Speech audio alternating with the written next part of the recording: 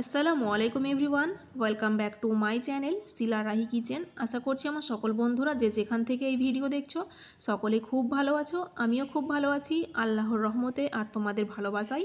তো আজকে আমি চলে আসলাম একটা ভর্তা রেসিপি শেয়ার করার জন্যে। আমি আজকে বানাবো কালো জিরার ভর্তা। তো এর জন্য আমি কী নিয়েছি চলো তোমাদের একবার দেখাই। এখানে আমি নিয়েছি দুটো মিডিয়াম সাইজের পেঁয়াজ, যেগুলো কেটে রেখে দিয়েছি, আর নিয়েছি কালো জিরা, নিয়েছি রসুন, আর নিয়েছি কাঁচা লঙ্কা। এগুলো তোমরা তোমাদের টেস্ট অনুযায়ী তোমরা দিবে।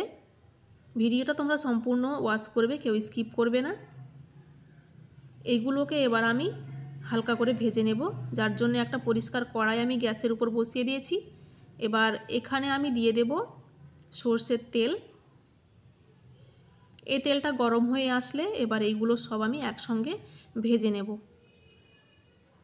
তো সব প্রথমে দিয়ে দিলাম রসুন, এরপরে দিয়ে দেব কাঁচা লঙ্কা, এরপর দেব সেই কুচিয়ে রাখা পেঁয়াজগুলো।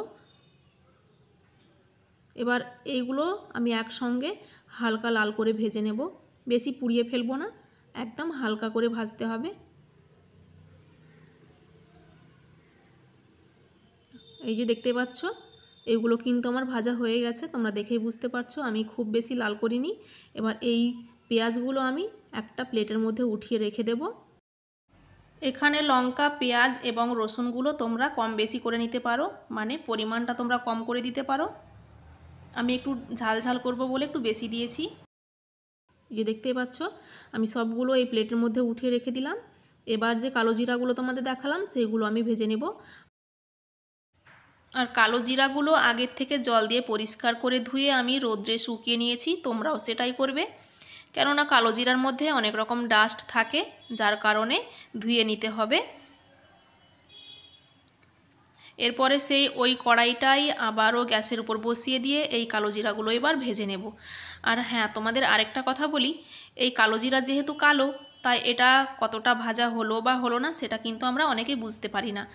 যখন দেখবে কালো জিরাগুলো ভাজতে ভাজতে লাফিয়ে লাফিয়ে উঠছে আর একটা স্মেল ছেড়েছে, তখন ধরে নিবে এটা হয়ে গেছে, আর তখনই নামিয়ে নেবে। এটা বেশি ভাজলে ভর্তাটা তেতো হয়ে যাবে, খেতে পারবে না, যার কারণে মিডিয়াম আঁচে একদম অল্প করে ভাজবে। তো এখানে ভাজা হয়ে গেছে, এবার আমি এইগুলোকে অন্য পাত্রে ঢেলে নেব। এই যে আগের থেকে যে পেঁয়াজ, রসুন আর লঙ্কাগুলো আমি ভেজে রেখেছি ওইগুলোর মধ্যে আমি ঢেলে নিচ্ছি, কেননা এগুলো তো আমি একসঙ্গেই পিসবো, ওই জন্য আমি এখানে ঢাললাম। তোমরা চাইলে অন্য পাত্রেও ঢালতে পারো, কোনো সমস্যা নেই।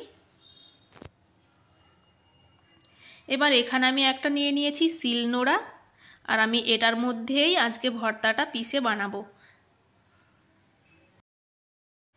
এই শিলে বাটা ভর্তার যে কতটা টেস্ট তোমরা অবশ্যই একবার বানিয়ে খাবে, তাহলে বুঝতে পারবে।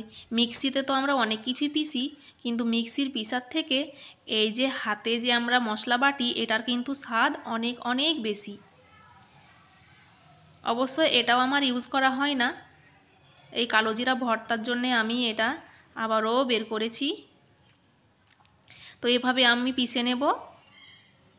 তোমাদের ঘরে হয়তো অনেকের এই শিলনোড়া নাও থাকতে পারে, তো তোমরা মিক্সিতেও পিষতে পারো, কোনো সমস্যা নেই। আমার যেহেতু আছে তাই আমি এই শিলনোড়াতেই পিষে আজকের ভর্তাটা বানাবো আর দারুণ স্বাদ উপভোগ করব। তো এখানে যখন হাফ বাটা হবে তখন আমি এখানে দিয়ে দেব লবণ। এই লবণটা দেওয়ার পরে আমি আর একটু বেটে নেব, মানে আর একটু মসৃণ করব। লবণটা তোমরা তোমাদের স্বাদ অনুযায়ী দেবে।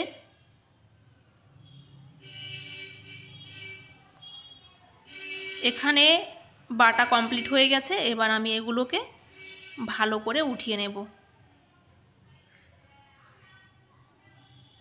এই যে দেখতে পাচ্ছ এখানে আমি শিল থেকে পুরো উঠিয়ে নিয়েছি। তারপরে আমি এর মধ্যে দিয়ে দিলাম হালকা সর্ষের তেল। এই সর্ষের তেলটা দেওয়ার পরে আমি ওই শিলের উপরেই ভালো করে হাত দিয়ে চটকে নেব।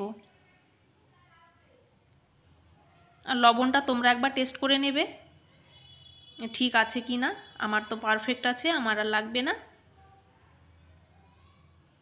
তো এখানে আমার পুরোপুরি কমপ্লিট হয়ে গেছে ভর্তা মাখানো। এবার আমি এটা একটা প্লেটের মধ্যে উঠিয়ে নেব। তো দেখতেই পাচ্ছ এটা হচ্ছে আমার আজকের ভর্তার ফাইনাল লুক। কেমন হয়েছে তোমরা অবশ্যই কমেন্ট করে জানাবে। আর যদি ভিডিওটা ভালো লাগে তো অবশ্যই লাইক করবে, শেয়ার করবে, কমেন্ট করবে আর চ্যানেলটিকে সাবস্ক্রাইব করে দেবে। আগের থেকে যারা সাবস্ক্রাইব করে রেখেছো তাদের অসংখ্য ধন্যবাদ। আর আজ যারা আমার চ্যানেলে নতুন তাদের অনেক অনেক ভালোবাসা। তো সবাই ভালো থাকবে, সুস্থ থাকবে, সাবধানে থাকবে। চলো আজকের মতো খুদা হাফেজ।